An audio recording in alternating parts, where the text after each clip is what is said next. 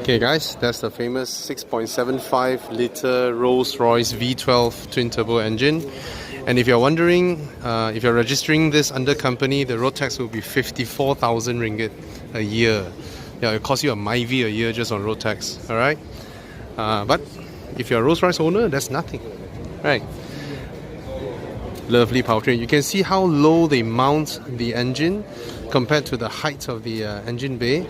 So, I mean, obviously it lowers the center of gravity, and then you have these struts over there, strengthen everything.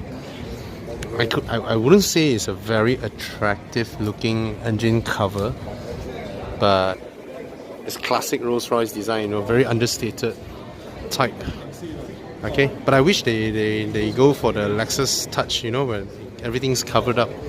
Anyway, a lot of soundproofing material. They say this car is fitted with 100 kilograms of soundproofing material, and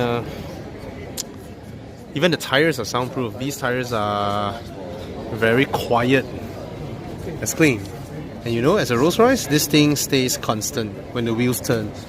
Alright, let's have a look inside. Oh, nobody's on the driver's seat yet, I presume. So you see there are a lot of polished surfaces, and these are very sensitive to brushes. Don't simply bring your Rolls-Royce to the 20 ringgit under the tree car wash, okay? They will scratch all those delicate surfaces. Now look at the door panel. Beautiful leather. Wherever you touch is plush. So normally they will wrap leather on the plastic panels, but this one, in between the leather and the panels, there's foam, there's sponge. You know, it feels soft to the touch.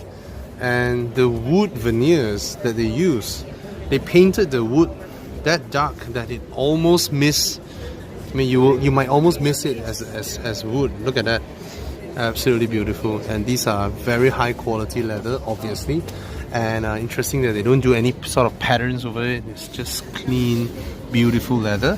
And all these, look at that, all these polished surfaces, mirror-like finish, leaves obviously fingerprints, but it's a showcase of craftsmanship.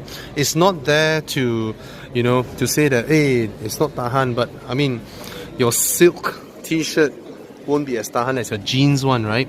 But it's to showcase their craftsmanship. Alright, and Rolls-Royce, they won't, I mean, the brand is too high up, so they'll just say Rolls-Royce Bespoke Audio instead of putting your brand there. Okay, now the leather color combination, of course you can spec whatever you like. From the moon and back is a Rolls-Royce, right?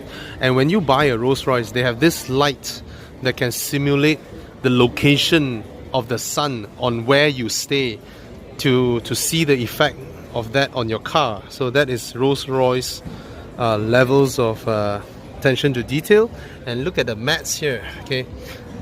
Just the mats alone are just, my god, this car. Even the rails, look at that. These are your seat rails.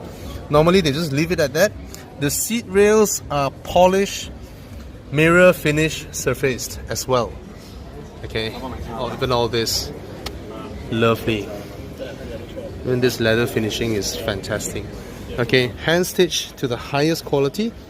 And look at the interior here, the speedo clusters. Now that's interesting. You have the dials, where the rims of the dials are in, you know, but then the LCD screens are there behind it, and here as well. Look at the interior.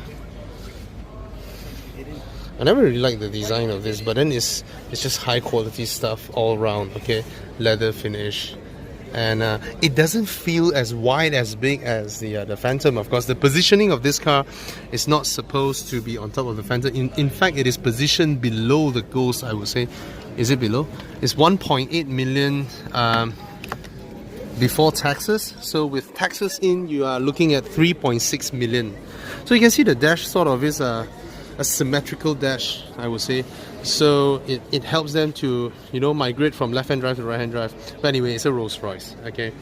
It has four-wheel steer, obviously, but I don't think they are aiming for Cayenne levels of handling, okay? And look at the rear leg room, okay?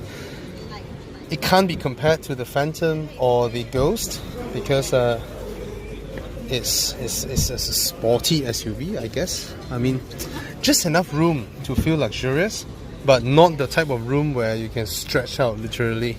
It's not that sort of... oh, look at that. This is powered, and that is powered as well. My. It's a touchscreen. Okay. So do I close it back using the same button? Sequence? Nope. So maybe that operates the screen and this one will operate this one. My god. Have you seen a powered operated tray? Okay. And look at these little stuffs that goes on in the car. Okay. In traditional high quality craftsmanship, when it comes to car building, they finish all these surfaces in polished metal. And of course, after the 50s, with the invention of plastic, the proliferation of plastic, a lot of these parts in cars have been finished in plastics instead. And then of course they put some plastic chrome over it. But this one follows the old tradition of making all these little surfaces with metal, and then they polish it until it has a mirror-like finishing. And that is what I call craftsmanship. And this is so cliche now that I don't know what else to say. Every time you see a bottle, 2 glasses, and sorry, you wanna take a picture? Okay. Yeah. You want me to help you with this? There you go. Drink in there. Right. The champagne drinking image has been ingrained into every person's mind now. That nice heavy bottle. Oh, I bet it's crystal. Yeah, I do not want to touch it. Alright, there are 2 12-volt sockets at the back there. This is the kind of car where you come out and you don't spend time looking for USB ports and all that stuff, you know. And of course, obviously, this is cool. Obviously, it's gonna have champagne glass. It's so cliche now, right? Champagne. And why isn't there a champagne bottle, you may ask? Because not everyone drinks champagne in their cars, I presume. But all these are finished rather nicely. And then you have a nice seat back angle. Remember my Harrier video? I said that it's not easy to find a 5-seater car with that kind of seating angle. Yeah, this one sort of does it, sort of. And it's really plush. The leather is absolutely plush. Okay, I would have wished the controls to be higher up here. You know, look at remember the controls of the Volvo XC90 is so much nicer, but I mean this one is nice quality, but it's so far down there. It could have been somewhere here, so as the passenger you don't need to lean down and adjust your air vents. Oh well, yeah. Still, this is beautiful interior. Beautiful in the sense that to me is not the design. If you were to ask me to pick a beautiful interior, I would always pick the new Mercedes-Benz interiors. Their interiors are absolutely beautiful when it comes to design, but when it comes to quality of finishing, this one is right up there. I mean, they use a lot of expensive materials and all that. Alright, you have a USB-C port here. Okay, let's have a look at the back. Inside here, the luggage alone is going to cost you a bomb.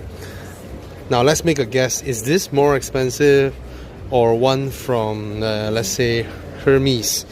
Maybe Hermes, but this finishing is just beautiful, lovely.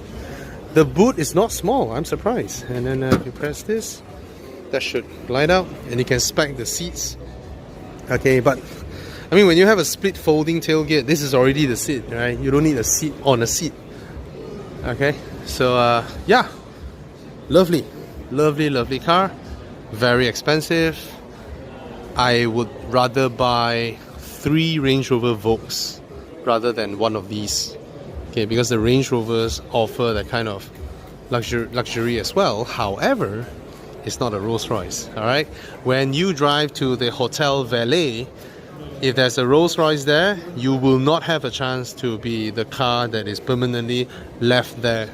Your Range Rover will be moved to the parking lot. Okay, so in terms of hierarchy, now we have the Cullinan, we have the Bentayga, we have the Urus, and then you have stuffs like the Range Rover Vogue. And then further down that, you have Range Rover Sport, XC90, the likes of it. today at this event we have two new colleagues here, and first one is Patrick Teo and Mel Lee. Mel Lee is a guru in our industry. Okay, Mel, what do you think of the car? If you're a rock star or startup billionaire, you definitely have to buy this. Rock star or startup billionaire, and those that inherit. Oh yeah. Right. I mean the aristocrats, right? So the Those who aspire to be rock stars Yeah. and internet billionaire, but actually have the money, Yeah. or father's money. yeah, startups. What do you think of the color? Color is such a personal thing. Yeah. What would you prefer it to be finished in then? If you were ordering yours? Yeah. Cannot imagine. Patrick, you and Mel group buy. Each of you buy one. It's too far out of my dreams. Ask my driver. Too far out of my likes it, dream I'll to buy imagine. Sorry, again? Yeah, you're asking whether I would buy a Yeah. Cullinan. Sure, but I'll have to ask my driver first. If he likes it, then we'll take two. Happy. Yeah, that's Patrick for you. Okay, some of the things that I don't really like. Now, I like the orange line that runs across the car. It matches the grey paint really well.